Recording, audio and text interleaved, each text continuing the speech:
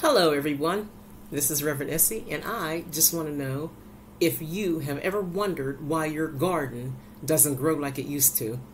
I have something that I would like for you to watch. Watch this, and I hope it answers your questions. The things you find out. Perlin Jerry is the author of Uterine Crisis, one of the first books to link environmental toxins with the staggering rate of women's reproductive illnesses. What I'd like to focus on today in my talk is how weather modification, which was mentioned just briefly in a question, is playing a major role in this rapidity of environmental changes, but also in the vast increases of illness. So let me set the stage with some background. I spent 15 years of independent research for my last book, which is called The Uterine Crisis.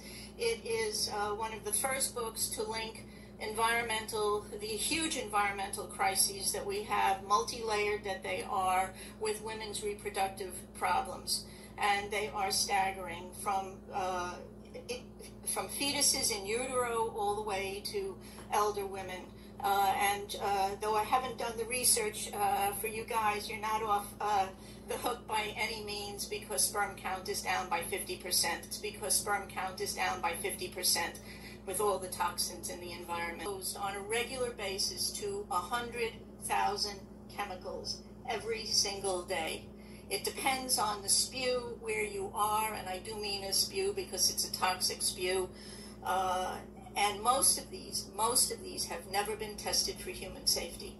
We're the guinea pigs for an experiment that is way out of control. And this is one of the reasons that we have high rates of cancer, although right now cancer is number 2, superseded by cardiovascular problems, which is now number 1, and asthma, which I will mention later, is number 3.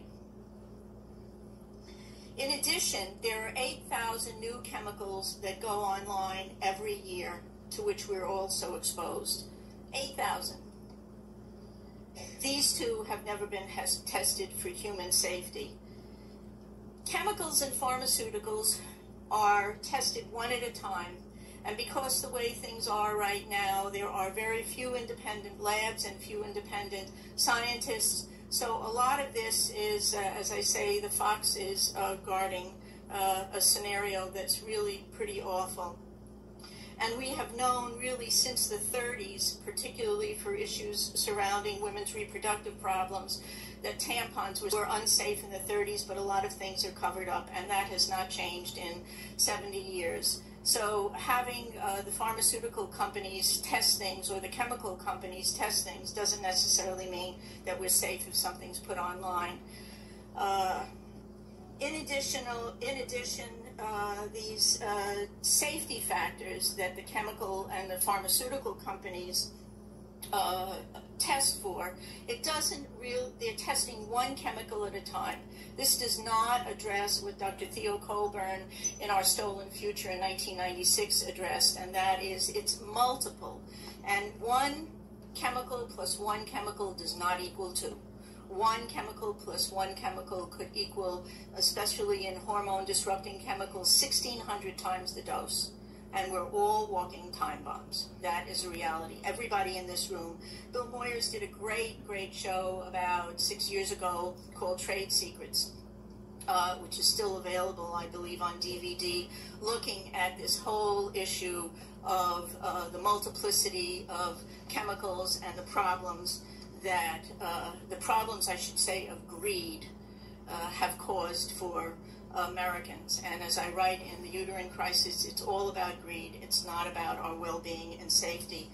And there are countless stories about the problems of people who have become critically ill or died, stories going back to the thalidomide crisis in the 60s and 70s, toxic shock syndrome, pesticide poisonings, which are really off the scale, even for small children, and Vioxx, just to name a few. It was on the market when they knew it was unsafe and people were spending a fortune so that the companies could make billions of dollars.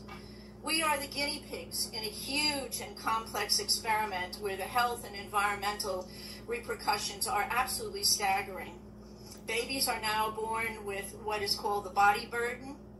That is, while they're growing in utero in their mom's bodies, they are already getting a chemical body burden that is passed on through the umbilical cord. And so by birth, these poor, innocent children are already affected.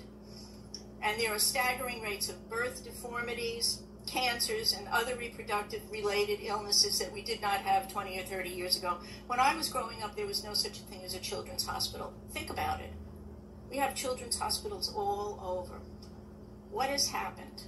What has happened? Just think about that figure. What does 100,000 chemicals mean in a mixture that is not even being tested in its vast mathematical complicity? We breathe chemicals every day. We eat food grown in heavily pesticided soil that's greatly reduced in beneficial organisms and mineral content from 30 and 40 years ago. We drink water that is highly contaminated with other chemicals, including mercury, as Pat mentioned, and every other kind of spew that you can even imagine. Americans are exposed to many higher levels of toxins, including mercury, from power plant emissions, as Pat had mentioned, from cement factories, and from multi-prepared vaccinations, the latter of which has resulted in autism, high rates of autism, ADD, and other cognitive troubles. For centuries, we've known that mercury, probably thousands of years, that mercury is deadly. There is no safe level of mercury. Not at all. The Mad Hatter of Alice in Wonderland is based on the 17th and 18th century real Mad Hatters who died and went crazy before they did because of the use of mercury in making those tall hats that we see in historical paintings. There's no safe level, as I mentioned, of mercury. It takes decades to work its deadly action. And in a person's later years, brain function and cognition deteriorate and death ensues. I've seen it with my own mother, who was one of the leading dentists in the United States for 47 years. I've seen it with friends, and it's a pretty awful scenario to see somebody who was brilliant not even be able to communicate. Mercury is unsafe, and we are breathing it as we speak. Thirdly, in regard to climate change, there has been new research from several scientists just in this past year showing dwindling to no sunspot activity from our sun. The science is not perfect. We've heard from people earlier today saying it's a consensus and everything's always up for re-examination. But this lack of sunspot activity could indicate from several scientists. If you need the websites and the particular references, I'll be glad to give them to you after my talk. This might be indicating that we're entering what is known as a Maunder minimum that is similar to the ice age that was mentioned earlier during the 17th century. This may indicate that, in fact, maybe the climate is not getting warmer, but much cooler. We just don't know. This is all up for changes. I will say, living in Maine and having just moved from California, and that's another story, Maine this past winter had 16 feet of snow. It's the highest, most significant snow level that we've had since records began to be kept during the 1870s. Of April this year, there are more than 150 different weather modification programs around. In addition, the Pentagon is on record this summer as saying it wants to resume open-air testing of biologic weapons. There's a flyer outside on this with some research that Professor Francis Boyle has done. And he's been quoted recently as saying, the Pentagon is fully prepared to launch biological warfare by means of anthrax. All the equipment has been acquired and all the training conducted, and most combat-ready members of the U.S. Armed Forces has been given protective equipment and vaccine.